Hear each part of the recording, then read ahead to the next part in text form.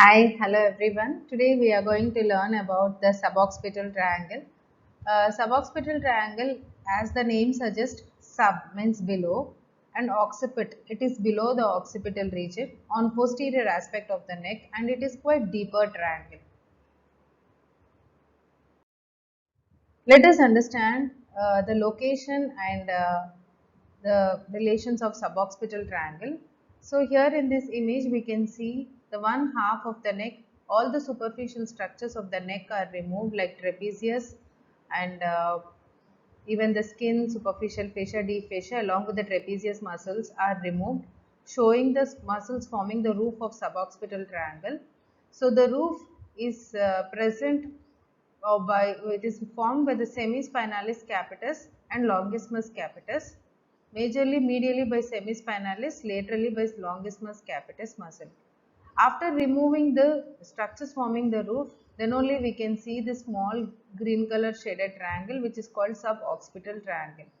So suboccipital triangle present on each side of the midline, and it is connecting between the occiput and the spinous and the transverse process of C1, C2 vertebra, which is bounded by suboccipital muscles. Let's see the boundaries of suboccipital triangle. So we saw the roof already, which is formed by semispinalis capitis and longissimus capitis. The structures forming the boundary are superomedially, it is formed by rectus capitis posterior major muscle, and it is reinforced by rectus capitis posterior minor. The boundary is formed by posterior major, and still medially we are having this small muscle which is called rectus capitis posterior minor. And superolaterally it is formed by the obliquus capitis superior, and inferiorly it is formed by the obliquus capitis inferior. So this triangle is the suboccipital triangle, and the floor of the triangle, it is formed by atlanto-occipital membrane and posterior arch of the atlas. So you can see this is the first vertebra, this is the second vertebra. The first vertebra is devoid of the first vertebra is devoid of spine. The spine is absent in the first cervical vertebra, and we can see the spine of second cervical vertebra. So this is the arch of the first cervical, that is the atlas. So arch of the atlas forms the floor, and from the arch of atlas to the margins of foramen magnum there is a membrane which is called as atlanto-occipital membrane. So atlanto-occipital membrane and posterior arch of the atlas forms the floor of suboccipital triangle.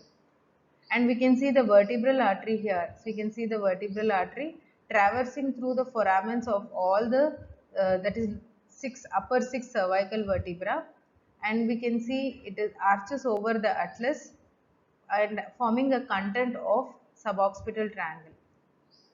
So that is about the content, and here we can talk about the attachments of suboccipital muscles. Rectus capitis posterior major, we can see it is getting origin from second cervical, spine of second cervical vertebra, and inserts, this is the nuchal line, so just below the nuchal line it is getting inserted. Rectus capitis posterior minor, it is getting origin from the spine of first cervical vertebra, that is the atlas, and inserts below the nuchal line. Whereas the obliquus capitis inferior, it connects the transverse process of the atlas to the spinous process of the second cervical vertebra.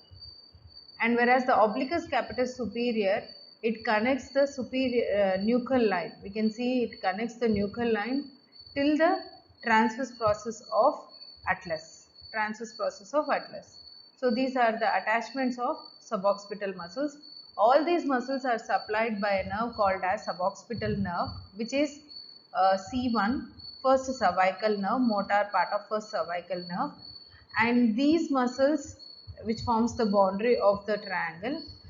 This suboccipital nerve is also a content of the triangle, but immediately it ramifies to supply these muscles. So let's see the contents in detail. So we can see the vertebral artery. So we can see the third part of vertebral artery, third part. Second part is present within the foramen transverse area of C6 to C1, and first part is before entering the C1. We know the vertebral artery is a branch of subclavian artery, And here we can see this is the third part of vertebral artery, which is the content of suboccipital triangle, and fourth part is after entering into the foramen magnum inside the cranial cavity is the fourth part of vertebral artery. And we can see the suboccipital nerve ramifying into several branches to supply all the muscles forming the boundaries of suboccipital triangle.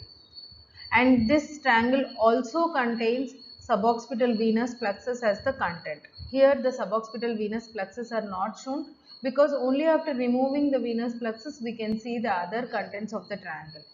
And one more thing I want to tell about this occipital nerve. This greater occipital nerve you can see here, which is piercing the roof.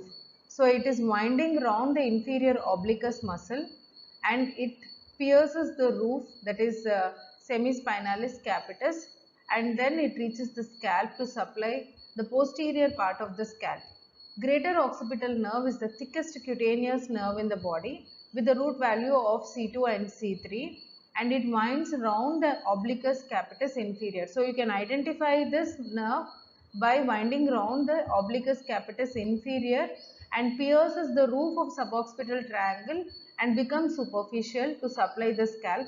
And one more thing to note, that this is the thickest cutaneous nerve in our body.